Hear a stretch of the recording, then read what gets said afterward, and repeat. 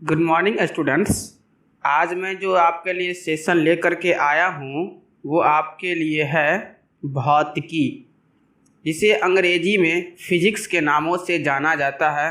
तो स्टूडेंट्स, आज मैं साइंस के फिजिक्स पार्ट का कुछ अहम ऑब्जेक्टिव आप लोगों को बताऊंगा, जो आपके एग्ज़ाम के लिए काफ़ी अहम होगा और काफ़ी हेल्पफुल होगा। तो स्टूडेंट्स, आप इसे अच्छी तरह से देखें और इसे समझ लें। अगर किसी तरह की कोई समस्या हो तो आप मुझे कमेंट बॉक्स में ज़रूर बताएंगे। तो स्टूडेंट्स, चलते हैं अब हम लोग सवाल की तरफ। स्टूडेंट्स, मैं कुछ जानकारी आपको और दे दूं। जो मैं आज आपको पढ़ाऊंगा वो है मल्टीपल चॉइस क्वेश्चन, जिसे शॉर्ट में MCQ कहते हैं।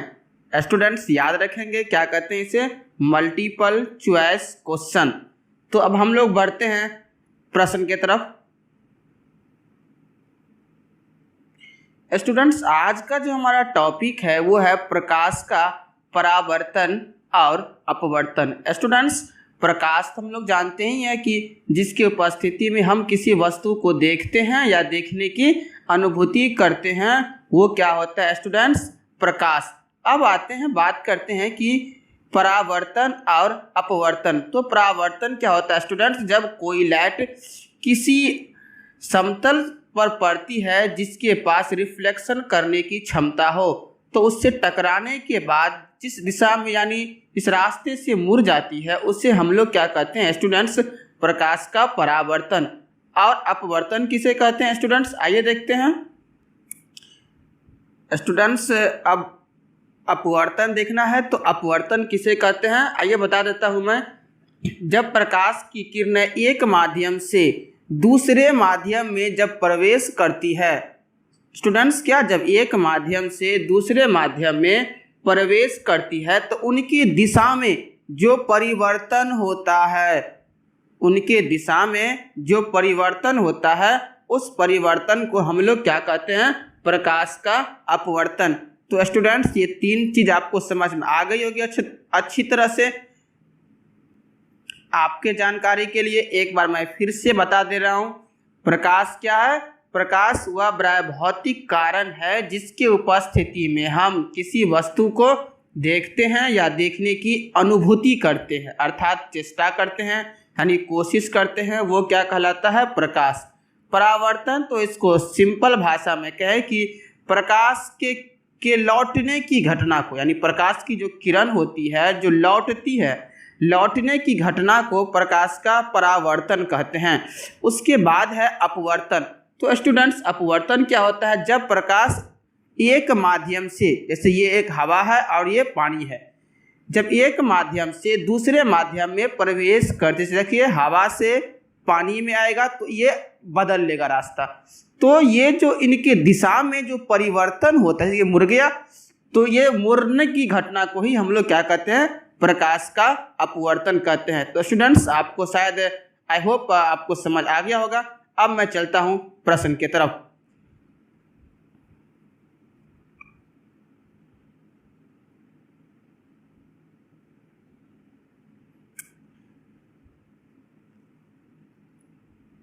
प्रश्न है, दाढ़ी बनाने में कौन सा दर्पण उपयुक्त होता है स्टूडेंट्स। या फिर इसका दूसरा प्रश्न यानी सेम है कि दाढ़ी बनाने में किस प्रकार के दर्पण का प्रयोग होता है, यानी दोनों क्वेश्चन सेम है। पहला यही क्वेश्चन है क्या कि दाढ़ी बनाने में कौन सा दर्पण उपयुक्त है, अथवा दाढ़ी बनाने में किस प्रकार के दर्पण का प्रयोग होता है।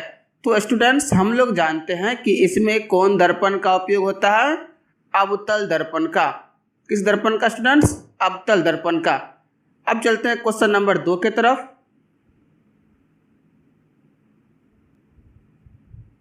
क्वेश्चन नंबर 2 है स्टूडेंट्स, गोलीय दर्पण में फोकसांतर यानी फोकस और वक्रता त्रिज्या के बीच संबंध। फोकस जब भी कहेगा तो F समझिएगा, और वक्रता त्रिज्या यानी R। अथवा इसमें भी दो प्रश्न है, गोलीय दर्पण का फोकसांतर और उसके बीच जो त्रिज्या होती है उसका कितना गुना होता है।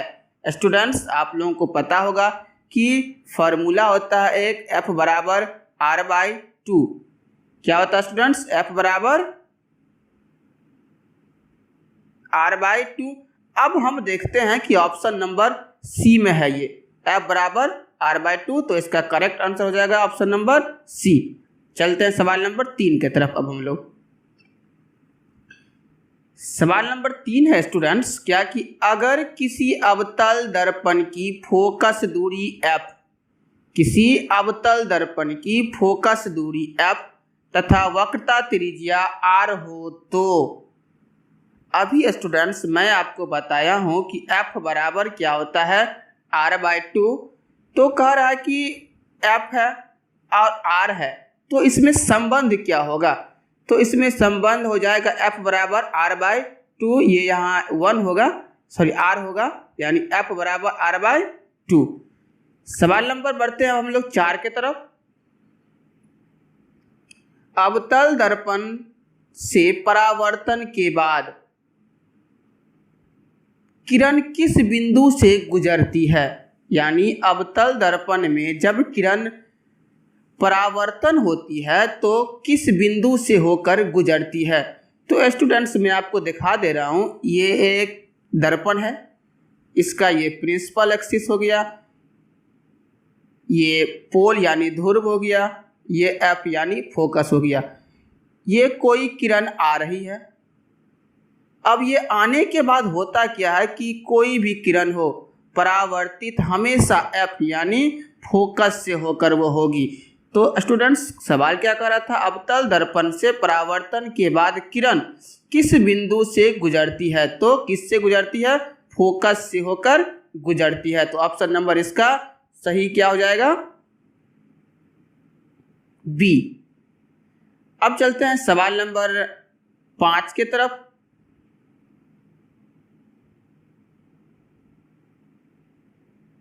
सवाल नंबर 5 क्या कह रहा है स्टूडेंट्स, देखते हैं। किसी दर्पण से वस्तु को कहीं भी रखने से वस्तु का आकार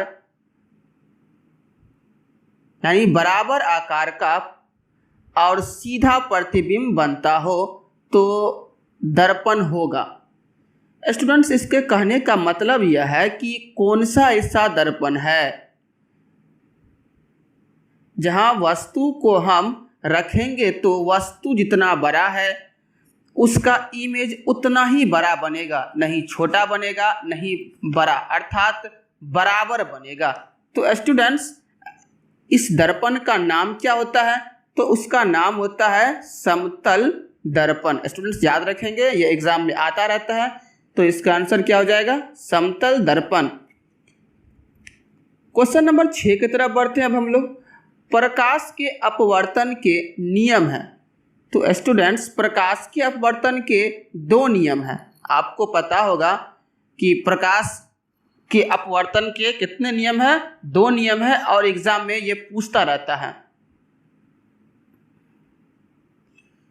कौन कौन नियम होते हैं स्टूडेंट्स? मैं आपको बता रहा हूं, जरा ध्यान से सुनेंगे। पहला नियम होता है आपतित किरण, यानी आने वाली जो किरण होती है, आपतित किरण, अपवर्तित किरण तथा आपतन बिंदु पर डाला गया अभिलंब, तीनों एक ही समतल में होता है। मैं ग्राफ के माध्यम से बता दे रहा हूं आपको, जैसे ये ले लीजिए, हो गया आपतित किरण और ये तो जाएगा, और ये अपवर्तित किरण और आपतन बिंदु पर डाला गया अभिलंब, ये तीनों एक ही समतल में होना चाहिए। तो ये है अपवर्तन का पहला नियम। इसका दूसरा नियम क्या होता है स्टूडेंट्स? प्रकाश के किसी विशेष रंग के लिए आपतन कोण की ज्या यानी साइन और अपवर्तन कोण की ज्या का अनुपात किसी माध्यम के लिए एक नियतांक होता है, यानी साइन आई बट्टा साइन आर होता है, जिसे स्नेल का नियम भी हम लोग कहते हैं। याद रखेंगे स्टूडेंट्स।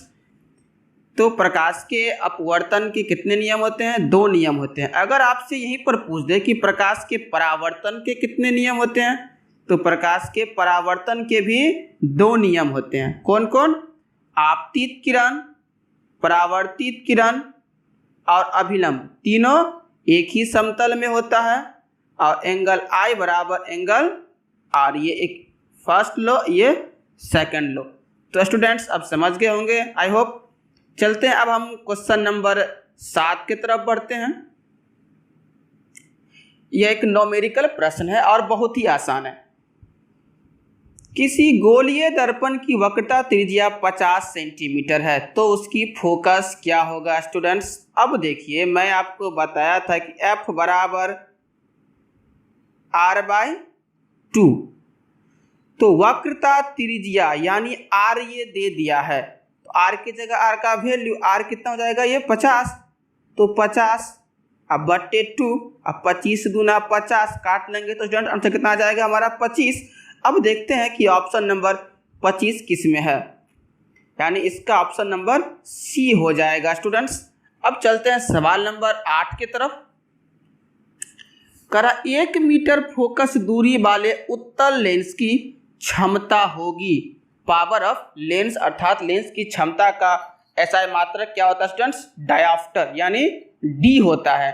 अब यह कह रहा है कि 1 मीटर फोकस दूरी वाले, तो सबसे पहले तो हम ये समझ लें कि डायोप्टर होता क्या है, यानी क्षमता किसे कहते हैं लेंस की। फोकस दूरी के व्युत्क्रम को, यानी लेंस का जो फोकस दूरी होता है उसके व्युत्क्रम को हम लोग कहते हैं लेंस की क्षमता। यानी जब हम उससे उलटेंगे तो वो हो जाएगा क्षमता। लेकिन इसके अंदर एक शर्त होता है, कभी भी अगर आप इसका D निकाल रहे हैं डायोप्टर, तो जो उसकी फोकस दूरी है वो हमेशा मीटर में होनी चाहिए। अगर सेंटीमीटर में है तो उसे मीटर में ले जाएंगे, फिर सवाल को बनाएंगे। तो इस सवाल में देख रहे हैं कि ये खुद मीटर में दे ही दिया, 1 मीटर है, तो D = हम लिखेंगे 1/F। ये फार्मूला हो गया है। जब इस फार्मूला पर हम रखेंगे तो 1, F का भी मान है 1, 1 में 1 से भाग देंगे तो 1, और ये हो जाएगा D, यानी 1 डायोप्टर इसका आंसर हो जाएगा स्टूडेंट्स। तो 1 डायोप्टर हो जाएगा। 1 डायोप्टर ऑप्शन नंबर कितना में स्टूडेंट्स? जरा बताएंगे आप हम लोग को कितना में है? बी में है। एक बात मैं आपको बता दे रहा हूं स्टूडेंट्स, अगर यहाँ उत्तल लेंस है तब तो ठीक है, अगर यहाँ पर अवतल लेंस होता, कौन सा लेंस? अवतल लेंस, तो इसका आंसर क्या होता? ये, क्योंकि उत्तल लेंस का जो फोकस होता है वो धनात्मक। याद रखेंगे स्टूडेंट्स, उत्तल लेंस का फोकस धनात्मक और अवतल लेंस का फोकस क्या होता है स्टूडेंट्स? ये उत्तल लेंस है और ये अवतल लेंस। तो उत्तल लेंस का फोकस क्या होता है? धनात्मक, और अवतल लेंस का फोकस ऋणात्मक, इसीलिए ये +1D हो जाएगा। अब चलते हैं सवाल नंबर नेक्स्ट।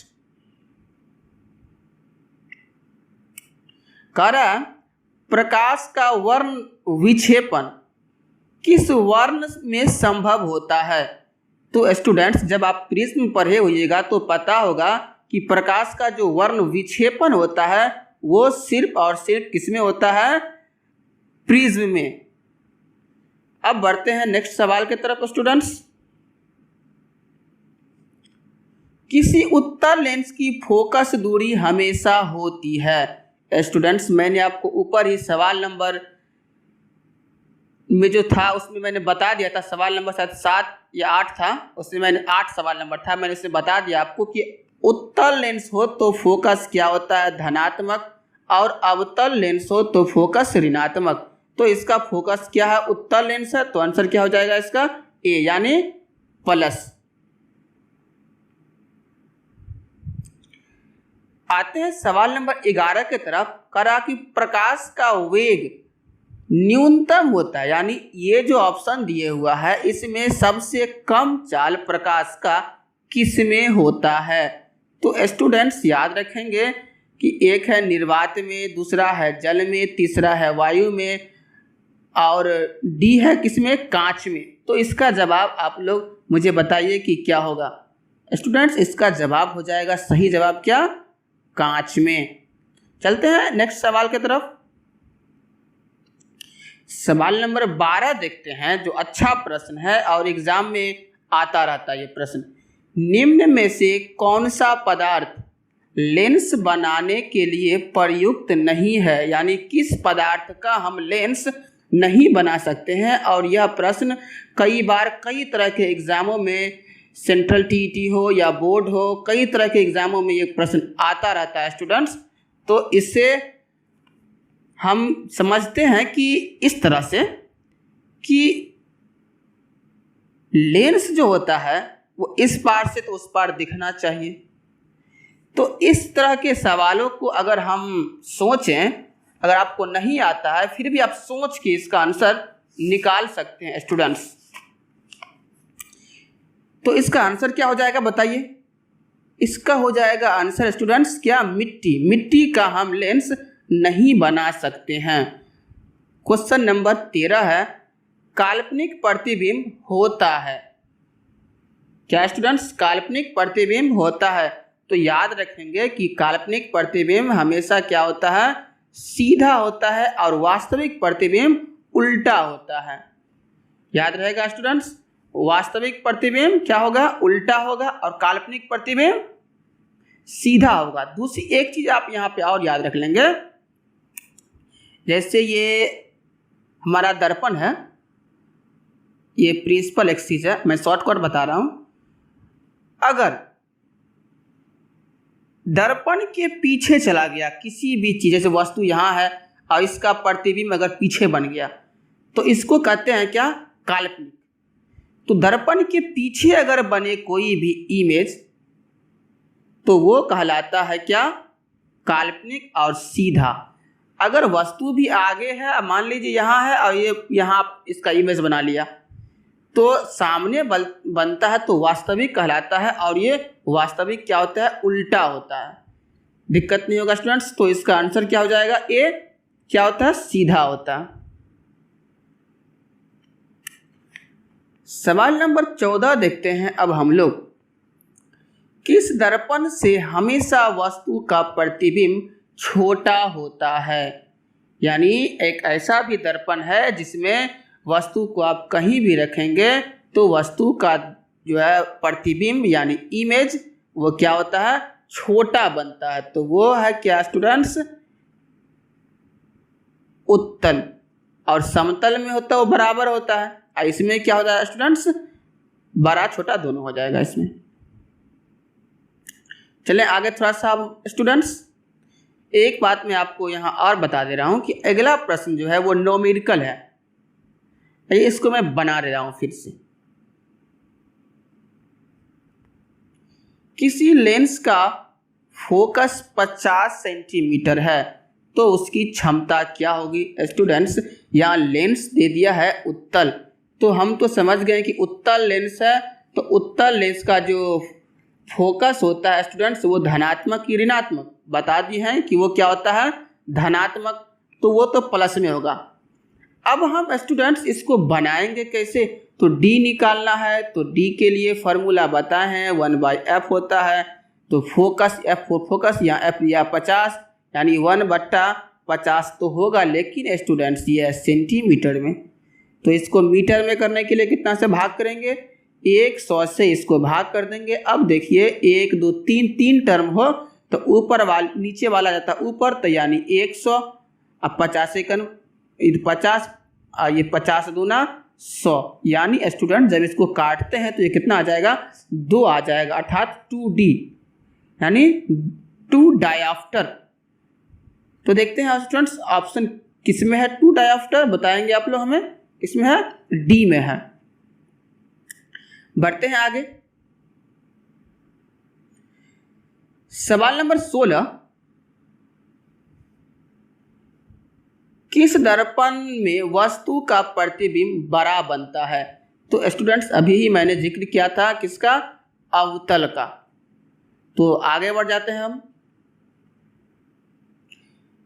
2D देखिए, 2D क्षमता वाले लेंस की फोकस दूरी यानी फोकसांतर क्या होगी स्टूडेंट्स? तो बहुत ही आसान सवाल है, इसको इस तरह बना लेंगे हम कि 1/f = d, यानी डायऑफ्टर हो जाएगा। ये 1/f को रहने देंगे यहीं पर, और d का मान तो दिया है ये 2। अब देखिए बट्टा में कुछ नहीं, तो एक क्रॉस गुना कर दीजिएगा तो 2 × 2 यानी 2f, 1 × 1 यानी स्टूडेंट्स f बराबर क्या हो जाएगा? ये ऊपर है तो नीचे यानी 1/2। स्टूडेंट्स 1/2 तो है नहीं क्योंकि ये मीटर में आ गया। आपका ऑप्शन जितना है वो क्या है? सेंटीमीटर में। तो अब हम इसको क्या करेंगे? हम सेंटीमीटर में ले जाएंगे तो 100 से स्टूडेंट्स गुना करेंगे, तो लिखेंगे हम इसको अब क्या? 1/2 तो निकाल ही लिए थे, गुने 100। अब ये 25 दूना 50 कट जाएगा तो स्टूडेंट्स 50, यानी इसका कौन हो जाएगा answer? Option number D correct हो जाएगा। अब चलते हैं सवाल नंबर हम 18 की तरफ।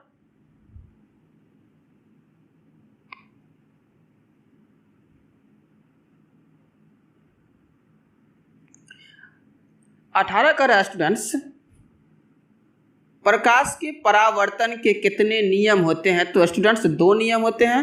कौन कौन? पहला नियम क्या होता है? आपतित किरण, तो ये हो गया आपतित किरण, परावर्तित किरण और आपतन बिंदु पर डाला गया अभिलंब, तीनों एक ही समतल में होता है। ये लो नंबर फर्स्ट था। अब इसका सेकंड नियम क्या कहता है कि एंगल I = एंगल R, आपतन कोण बराबर परावर्तन कोण। याद रखेंगे स्टूडेंट्स, आपतन कोण बराबर परावर्तन कोण। अब चलते हैं सवाल नंबर 19 पर। समतल दर्पण द्वारा बना प्रतिबिंब कैसा होता है? स्टूडेंट्स जो समतल दर्पण में प्रतिबिंब बनता है वो प्रतिबिंब कैसा होता है? तो स्टूडेंट्स याद रखेंगे कि समतल दर्पण का जो प्रतिबिंब होता है वो कैसा होता है? ये काल्पनिक प्रतिबिंब होता है, क्योंकि जब वो सीधा होगा तो क्या होगा स्टूडेंट्स? काल्पनिक होगा। अब चलते हैं क्वेश्चन नंबर 20 की तरफ हम लोग।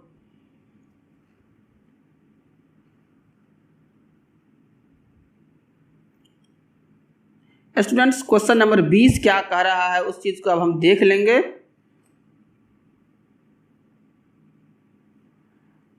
क्वेश्चन नंबर 20 जो है, जब प्रकाश की किरण हवा से कांच में प्रवेश करती है, याद रखेंगे स्टूडेंट्स, जब प्रकाश की किरण हवा से कांच में प्रवेश करती है तो मुड़ जाती है।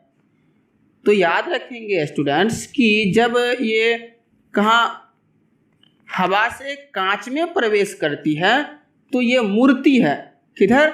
अभिलंब की तरफ। अब वो कैसे मुड़ती है स्टूडेंट्स मैं आपको बता दे रहा हूँ। जस्ट लाइक ये मान लीजिए ऊपर हवा हो गया तो ये आ रहा है, थोड़ा मैं किरण इस तरह लेना चाहिए मुझे। अब देखिए ये इस एंगल से आ रहा है और ये हमारा नॉर्मल है यानी अभिलंब है। ये इधर आएगा, आने के बाद ये क्या होगा? ऐसे मुड़ जाएगा, यानी इस तरह के बाद ये सीधा ना जा करके अभिलंब की तरफ ये मुड़ जाएगा, यानी अभिलंब के निकट आएगा ये। तो स्टूडेंट्स ये था आपका अहम 20 ऑब्जेक्टिव प्रश्न। आई होप, मैं आशा करता हूँ कि आप लोगों को अच्छा लगा होगा। मैं पार्ट 2 में इसी का जो होगा उसमें फिर 20 ऑब्जेक्टिव लेकर के आऊँगा। आप इस वीडियो को शेयर कर दें दोस्तों में भी और लाइक करना ना भूलें। वीडियो को लाइक भी कर दें। अगर आप चाहते हैं कि इस बार एग्ज़ाम में अच्छे नंबर लाएं तो आपको वीडियो को बार बार देखें और प्रीवियस क्वेश्चन भी मैं लोड करूंगा जो 2011 में 12 में